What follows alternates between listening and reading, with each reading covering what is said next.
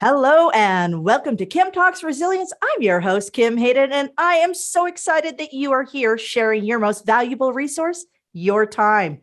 And we are working diligently here at the Resilience Series to find and showcase and shine the spotlight on amazing women in everyday life who are making life just a little bit better, a little bit easier, and creating community. And I have one of those women here with me today. And you know what? I'm feeling pretty lucky because this gal she's out there. She's working hard. She is a philanthropist along with so many other things. But I'm just going to read this out. So if you see my eyeballs drop down, it's just bear with me. Jessica Janzen is a motivational speaker, published author, and a serialpreneur. Her husband, Hot Ronnie, go to her Instagram, you'll see that one, are the founders of Love for Lewiston Foundation. After losing their son, Lewiston, almost 5 years ago, she decided that she would stop wasting time and get moving in her big dreams and following the nudges of her heart. Her clothing line, the Lewiston label, highlights the life lessons Lewiston taught her. The foundation is impacting lives across Canada and supporting critical research and medical needs for families fighting spinal muscular atrophy at Alberta's Children's Hospital Foundation. I love Alberta's Children's Hospital. We'll tackle that another call because I spent a lot of time there. To date, in just 4 years, they have raised over $1.1 million. She loves spending time with her family, soaking up sunshine, being by the water, and dreaming really big, always with the daily focus to run towards the roar with joy. Welcome, Miss Jessica. Thanks, girl. This is where I'm like, dang, I should have put on my makeup, but I just came straight from a massage because I was making sure I take care of myself. So my body's primed and ready as we get older. It doesn't quite work like it used to in the 20s. And so I'm loose as a goose, but I got no makeup on, but I'm so excited to be here and I can't wait to have a convo. Oh, you know what, my dear, like I said earlier, you look amazing. That Alberta summer has done you well. I do want to make note here so everybody knows how hard you've worked. 1.1 million. Just so you know, Calgary, Alberta, it's more than that. 1.2. We just finished another fundraiser and raised 105,000. So as you're saying that, I was like, actually, I'm like, that's 1.2. I'm like, okay, we keep growing. We keep going. That is incredible. And that is because of your leadership and spearheading this. Everybody that knows Jessica, we have a lot of common people in our world. Everybody loves her. Everybody loves her. And they're blown away by how she has basically put on the big girl pants and gone out and bootstrapped this entire initiative. I wanted to mention that $1.2 million, Alberta has been in a very long and one of the most challenging recessions it's faced since the 1980s. And Jessica has done this against all odds. And that I really commend that. That's pretty amazing. So Thank you. I appreciate that you're giving me kudos, but I think it would be really selfish if I didn't say, yes, it has been my effort of showing up and hard work. My husband, who's behind the scenes, who never gets the credit. And then also it's been because of community and people's belief in what we've created and that impact. And COVID took us all out. Like I remember we had this goal to hit $1 million at the end of 2020 with all of our events canceled because we couldn't do in person because we were so locked down. And I remember saying, if I have to go to each house in a hazmat suit, like UNICEF with those little boxes that we used to do at Halloween with change, I was like, I don't care if I'm doing this in -30 in a hazmat suit with a mask and a thing and an oxygen mask, and I'll go do it.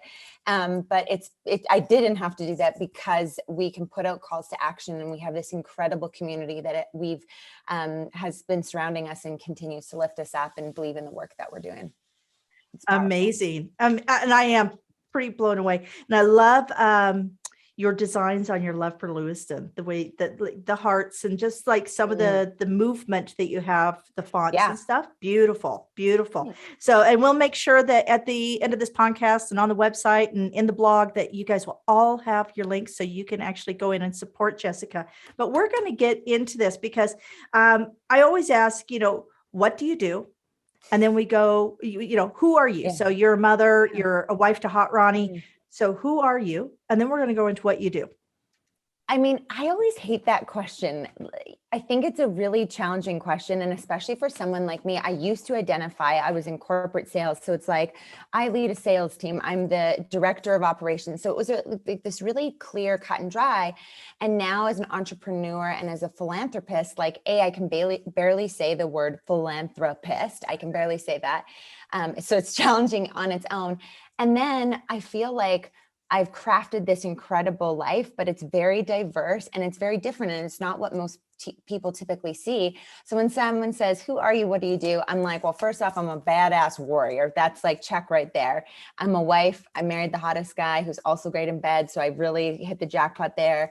I've got 3 beautiful babies, 2 here at Earthside with me. One's up in heaven. My joke is that he's my easiest because he can't give me lip or sass because he's dancing up in heaven.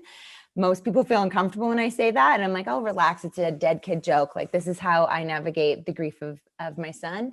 And then I'm a sister and a friend and all of those things. But I think most importantly is that I'm Jessica Janzen and I'm standing exactly where I'm meant to be. And I found that peace and that purpose, which leads and bleeds into all these beautiful areas of my life. We have a clothing company that teaches about the life lessons that our son, and we continue to learn.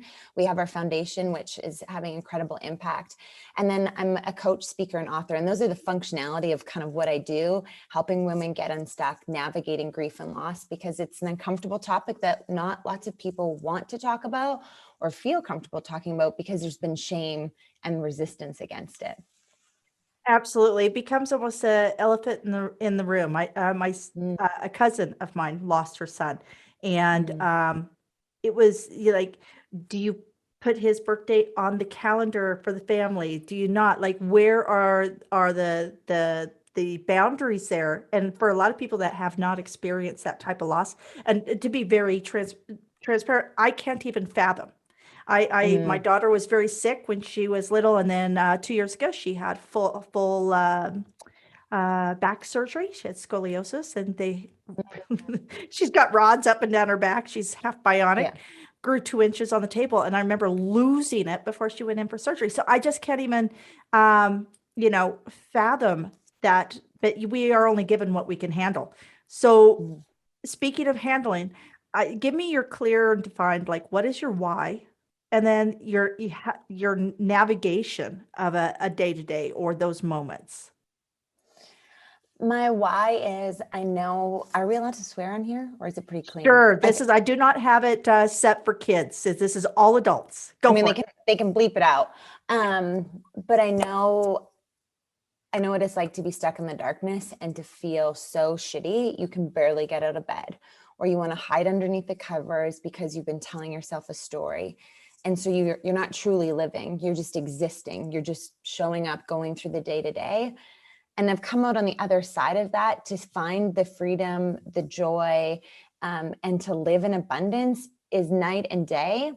And I want to help other women find that same freedom, get unstuck, and start living their dreams, because we have these nudges on our heart. They're there for a reason. There's amazing ideas. We're so scared to take action. We start telling ourselves these stories.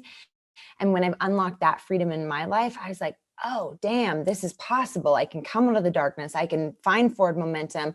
I want that for other women. My why is, I know how hard it is and how terrible it feels to be in the depths of despair.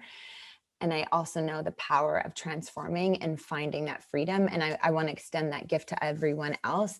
And it wasn't just a me thing. It was surrounding myself with community, getting coaches, getting in the room, what I'm absorbing. And when I started to click into that, it really found me the freedom. And I'm like, I'm finding this at, 35, 36, 37 years old. And I'm like, damn, I wish I would have figured this out a long time ago, because life is short. And my son taught us that. He only had 179 days.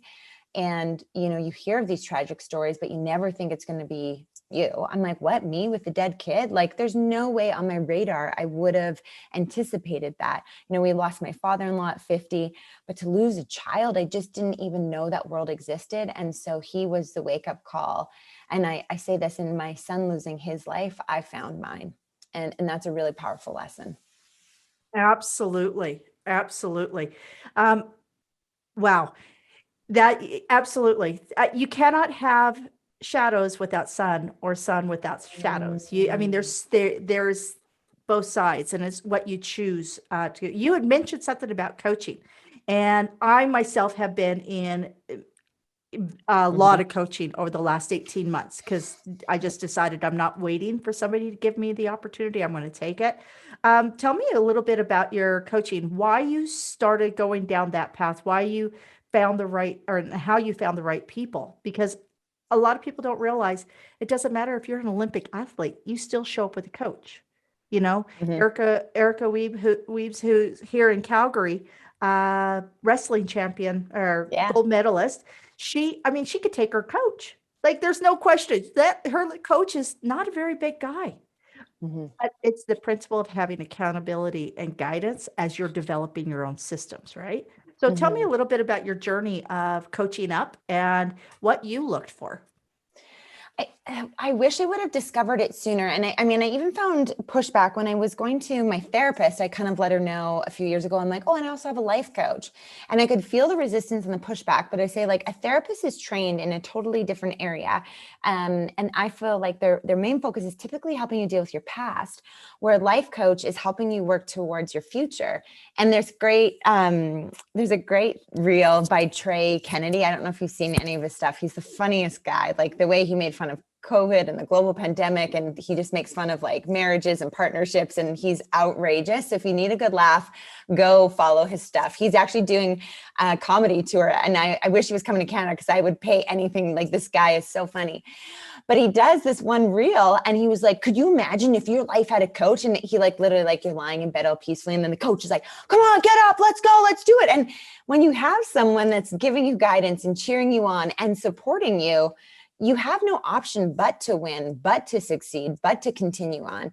Because I think the big disconnect is we start to tell ourselves a story. We're alone. No one else knows I'm going through. I can't share this. And I don't believe our friends are always the ones equipped to guide us through. Our friends are there for a friendship, not for that guidance. And this is where the shift happened was I have two coaches right now. I have a life coach, and I'm doing a profit first financial forecasting because this is such a big thing for our family as we have insane dreams and leveling up and what that looks like. And that was an area that I was really struggling with. And so I found these people, and they coach on a thought model. And when I started to get this thought model in check, I was like, this is so brilliant and mind-blowing, because it's like, you can't control the circumstances, but what we do have control over is our thoughts. And our thoughts lead to our feelings lead to our inactions, or our actions, which gives us the result. And so this thought model is by Brooke Castillo. You can go look her up. She's absolutely brilliant. I didn't make this up. Neither did my life coach. She runs like a $35 million life coaching school on it. But when you can get the thought model down and you can start to gain control of your thoughts and start to filter what those mean and how you respond to them, that's where you unlock the magic. And so for me, I resisted and I struggled, and I resisted and I struggled. And then when I started to get a hold of my thoughts, we got 60,000 of them coming through our brain a day. Like, we had just had this processing system, but we're always telling ourselves a story about it. And when I unlocked that, when I unlocked the thought that, like, the circumstances, my kid's dead, you can think a thought, that's the worst thing ever, that's horrible. Well, that makes me feel like a sack of shit, and like, it makes me feel depressed and in despair. And instead, I choose a powerful thought of what a beautiful life lesson that I was gifted 179 days with my son to catapult me into my purpose. And when I think that thought helps me show up powerfully. That thought helps me continue on and press into all of these goals and dreams and ideas that I have. And so I just knew I wanted to help other women. And so I do that in a course, in a program called The Hard Work, I believe. And you would know this. Anything amazing has not come easy. You know what I mean? My relationship with my husband, oh my gosh, how many times we've tossed around the D word. You know, you're thinking that you're filing for separation, or you know what I mean? It's like this journey, all those tough things that we face, the business, getting to that next level, leveling up, bringing on a new partner, whatever it is. It's been hard. And at the end of the hard work is like, you see that celebration. And so I developed this course with 6 pillars, and we coach on that thought model around these key things that you can really work on in your life, that you can go back to time and time again, because everyone says 2 guarantees in life, death and taxes. And I'm like, we all forget about the third, which is that hard shit's going to happen to us, guaranteed. I don't know anyone that's just, made it through with not one hard thing happening. I think when you can wrap your head around that, wrap your head around powerful thoughts that will serve you, that's where you unlock the power to becoming who you're created to be. Absolutely. Yeah, from your lips to hopefully everybody's ears. That is, you know, you can't control the challenge, but you can make the choice. And then you receive the consequence of that choice, be it a negative or a positive. And what's crazy is for years, I always associated the word consequence to a negative. The consequence is just an outcome. So you can choose that consequence to be positive or negative, right? Based on the choice, right? So, so when we look at this, so you have your coaching on one side, and then you also have the philanthropy. So I'm going to ask you a couple questions that are really geared towards women in business and the resiliency around it. So you were selected out of one of 3 women in all of Calgary that were identified to be in the upcoming, our actual inaugural Resilient Women in Business Conference. This is where our launching point for the next 24 months across North America. Can you give me a specific example, and I know you can, of how you were resilient and how that affected you in business? So a point in your business where you just, maybe it wasn't working, you weren't going in the direction, and if not for resilience, you may have walked away. Oh my gosh, there's so many where I'm like, well, the roller coaster of entrepreneurship. I'm awesome. I'm amazing. This sucks. What the hell am I doing? Okay, this is so fun and great. I'm in my sweet spot. What the fuck did I commit to? I'll go back to this particular one because I think it's a really clear example. So I have always wanted to write a book. I had a book on my heart, was super excited. I was like, hey, yeah, this is happening. And I started writing and then fall off the wagon, started writing, fall off the wagon. And I finally I had read a book that completely changed my perspective and really was fuel for the fire that I needed to keep it burning. And I read that book. And when I was like, I don't know how I'm going to do this, but I'm going to do it. And I think that's often the roadblock with entrepreneurship is we come up against an obstacle. And because we don't know the how, or we can't see a clear path, we just say, this is my sign. I'm going to throw it in. I can't do it anymore. And with my book, I decided to go and self-publish through a publishing agency that I had this crazy connection. You can read this story. It's one of the last chapters in my book. Really incredible how it all unfolded and to get me to where I am today. But I remember being like, there's no frigging way. They gave me the quote. And of course it's US dollars and the Canadian dollars in the tank. So I was like, hey, basically times that by 2. And by the time we had worked out the math, it was going to be something like $90,000. I was like, what? And no bank is going to publish you for an idea, like nobody. And, I'm like, do you get private investors? Like my parents don't have that kind of money. Like we don't have that kind of money. Like we're just living paycheck to paycheck here. And I had wanted to quit when I had gotten so far and so close because I didn't know the how. How would I get to the 90,000? But I flipped the script and I believed that it was possible. And when I believe that it was possible, this is where the resiliency piece comes in. And this goes back to thought work, is when you tell your brain, and your brain's going to freak out. Our brains are meant to resist and say, no, don't do the thing. It's scary. You don't know how. We've never done it. Like that's what happens. That's the piece right there. And then of course you're like, yeah, of course this is scary. We're not going to do it. We don't know how to do it. And you just freak out. I call my brain Larry, no idea why, but me and Larry, we're getting along real good here. I was like, okay, Larry, like I get it. We don't know what we're doing, but I'm going to believe it's possible. And when I flipped the script for that belief that it was possible, when I flipped the script and I said, I don't know the how, but I believe it's possible, all of a sudden we started to get all these incredible ideas. And then you start meeting with people and you boldly speak about what you need to do or how you need to overcome it. And we raised almost $80,000 in the capital that we needed to make the project happen. And there was times along the way because we did like a Kickstarter an Indiegogo campaign. And in Kickstarter, if you don't raise the money in the amount of time, they don't give you the money that you've even raised. So it was all these things. So we found a different platform that didn't not honor that. Because I was like, I don't want to raise $45,000 and then refund everyone on their credit card. That's a lot of work. So we found a platform that worked. We kept going. And there were several times in that process of the project that I was like, there's no way, I don't have another resource. I just had to recognize my brain was scared. I was scared. I'd never done it. And we just kept going back to the thought that saying, I'm going to lean into the possibility of what's possible. And that shifted it. And I mean, I say this story because I think it's so funny. I went into my phone, you know, we have a lot of contacts in these dang things.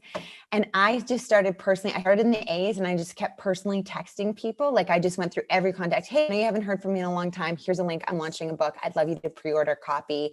Your support would mean the world. Super simple. I went into my phone and I got my ex-boyfriend's uncle and I was texting him and I remember that text so clearly. I was like, damn, this is so uncomfortable. But I was like, do it. What's the worst that happens? He says no, or he laughs in your face and you haven't seen the guy in 12 years anyways. Like who the hell cares? He ends up buying a book and sending me the most kind and sweet text that was thoughtful and caring. I was like, God bless you, Hank. His name was Hank. Incredible man. Loved him so much. And those are the moments for me that when it's like we stop having the belief that it's possible, we tell ourselves all the reasons why we can't, and we just need amazing people to help us see what's possible so that we can tap back into that. And I said this when I was on a coaching call last night. I said, I'm going to stand in the gap for you and have the belief until you're ready to have that belief for you. And that's been powerful because I've had people do that for me. And when you surround yourself with those people, that's where you shift. And that's the resiliency piece of like, it doesn't just come, it isn't just happy. It isn't just, okay, everything's going to be all right. You just keep fighting and you keep showing up and you keep asking the questions and you find that community. And that piece for me to this day, I've sold more copies than the average book does. We're sold in chapters across Canada. It took me a year to get there. We're sold in the UK and Australia, Barnes and Noble. Like it's incredible. And I know that that book was meant to be, but had I quit each time it got hard, I wouldn't be where I am today. Absolutely. And you are absolutely correct. Life is hard, but nothing worthwhile comes easy. Mm-hmm. I do believe that. Mm-hmm. You know, well, aside from maybe good banana cream pie or something, but unfortunately it goes hard. Yeah, It takes totally. a long time. You know, overall, if when you're talking to other people, because you are a coach, overall, what are kind of 3 steps women can implement to make their business more resilient? 3 things that they could do on a daily basis just to make it more resilient. Ooh, that's a great question. I want to think about this because I have like a million ideas. So 3 things that women can like apply to make their business more resilient. Them or their business, just, you know, when those hard things come up or an order gets canceled or a client falls off or, you know, something doesn't come in on time. Mm-hmm. I go with this. I think it's one of the most important things because it changes the posture of your heart and it changes how you show up. Go back to your gratitude list. You know, like we often will like react and then we're like, this sucks, this is wrong, da, da, da, da, da. And I can see those people you even see it, there's certain energies out there. And it's like, change your energy, change the posture of your heart. So go back to the gratitude list. And if you're in such a dark spot, we call it the what doesn't suck list. Like you just start there. Like, and I always go to this one. I was like, girlfriend, is your dishwasher working? And they're like, yeah, okay. I'm like, great. Do you got food in the fridge? Yeah, sure do. You know what I mean? And it's like, okay, that's your do not suck list. And then from there, the do not suck list can go into a gratitude list. But if you're that dark, go back to there because that changes the posture of your heart. Write them down.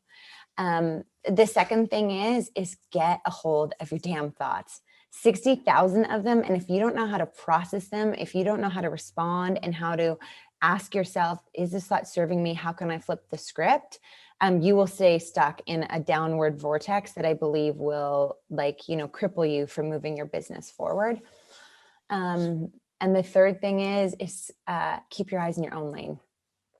Be authentically you. I mean, we hear this all the time. I remind myself, I'm like, what?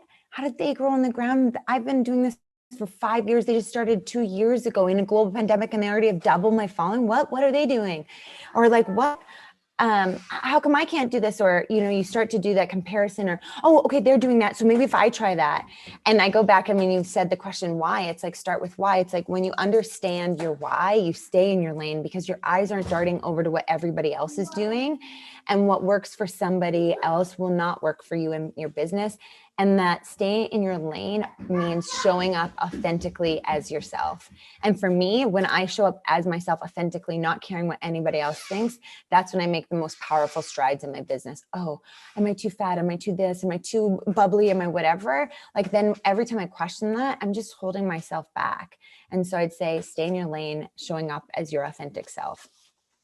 Yeah, I have a trouble of just blending in my. So you definitely don't get lost in a crowd, right? I don't. I went. You know what? Pink hair, don't care. I'm just like I'm putting this all out there, and I think that if more of us did that, if more of us just went after it, the world, we wouldn't be sitting here in Calgary, Alberta, at the lowest rate of female employment since the 1980s.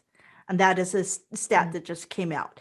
And so for those of us who can do, it is incumbent upon us. We have to do this because there's a lot of women who are not ready to do it. We have to pave the way, shine the light, put the flashlights out so they can find us. And is it that they're not ready, or just that they don't have the belief in themselves to be ready? Like that. Absolutely. That's the thing. It's like, you just got to keep going. And that when you step into that power and continuing to coach yourself, get coached, surround yourself with community, that's where you see the biggest changes. Absolutely. Future proofing. So we know a lot of women will start a business out of necessity. Women, we hustle. Like when we know our kids are on the line, or, being able to feed the families on the line, we hustle. So knowing that, what are some of the things that having built your own business, they can do to future proof their business? So from the ups and downs, what are some of the things that you could share? I love these questions. Are so true. And I'm like, damn it, I wish I would have learned this. I mean, but that's the life lessons of the hard stuff. Don't try to be everything to everybody. I think limit your offers wherever you are in your business. I think when we try to be everything to everybody, we miss out on a really clear message, having too many offers, being too diluted. And part of what I'm working through with my financial coach is I was like a little bit here and a little bit there and a little bit here and 500 over there and da-da-da. And I'm just like, gosh, it's just expending my energy at a really high rate. And when you can manage your energy, manage your health, you don't have your health, you can't show up for your business. When you can manage those pieces better, you show up. And so we are talking a lot about sustainability. Now we're going on to our tea time. I see you got your tea. I got my tea. Our tea time is, and this is a rapid round. So what's the one book, aside from your book, that all women in business should read? Atomic Habits by James Clear. And make sure you sign up for his newsletter, because that's Thursday Power in your inbox every friggin' Thursday. I just was told that book, and I've listened to it like 3 times. So you can listen to James Clear from Calgary to Pincher Creek and back. There you go. I love it. That is an excellent recommendation. What's the one piece of advice or quote for you that has been your North Star? Dream big, go anywhere, do anything, from my business mentor. You've got this down. What's the one piece of advice you would offer your younger self before you started your first business? It's going to take a hell of a lot longer than you think it will. So I wish I had known that. I'm like, what? I'm not there yet in 4 weeks. I haven't earned $1 million. Here I am, continuing on, still not a New York Times bestseller. And it'll take as long as it takes, but I'm not throwing in the towel just because it didn't happen in the timeline I thought it would. Absolutely. And, again, they say patience is a virtue. And I don't know anybody who's been overnight success, except maybe a Kardashian. But that's a whole different story. We won't go there. And can you share with our audience where we can find you, how we can follow you? My favorite social platform to hang out on that I've chosen, and that's kind of the lane that I'm in, is Instagram. It's just the Jessica Janzen, Janzen, Janzen with a Z or a Z, depending on where you're listening to this podcast from. And then I've got my website, jessicajanzen.ca. And you can find our foundation and our apparel line. So we have our foundation information. Our apparel line is all on there. And send me an email if you have questions. You can book a discovery call if you're interested in coaching. You can follow my newsletter and get inspo and some really incredible things that have helped change my life. I love giving people the tools that have worked for me. And that's a lot of what I do and stand for and share. And always send me an email if you have questions. Awesome. You know what, Jessica? Thank you. You are beautiful inside and out. And thank you for sharing your time. And your little guy's so cute. And I feel like I didn't answer that question, and I'm sorry, but this is, I mean, no, this is you're mom good. life at its You're finest. good. And, you know, the I'm most grateful important for that. the most important thing here is when I come to visit, I know where your candy drawer is. So I'm good. Here's my favorite candy that's so good. It's gluten-free and it's just one wrapper. So you just grab one. They're all individually wrapped. They're delicious. And it's a fun little treat that I do with me and my kids. Awesome. Well, again, thank you. I'm super excited about sharing the stage with you, being able to introduce Can't you and wait. so see all the women that see the women, their faces light up and listen to you because I have a feeling that you are just light the stage on fire. I promise I'll wash my hair and put on some makeup for that day. So I'll even know wear my what? power shoes. I'm looking forward to it. Well, this is a Zoom call, so I promise that I will have pants on. Not saying I don't hear. Love it. Thank you so much, Kim. No worries. No worries. I'm Kim Hayden. This is Kim Talks, and you can find us at kimtalks.club. We have resilienceseries.club. And until next time, you know what? Be kind to yourself.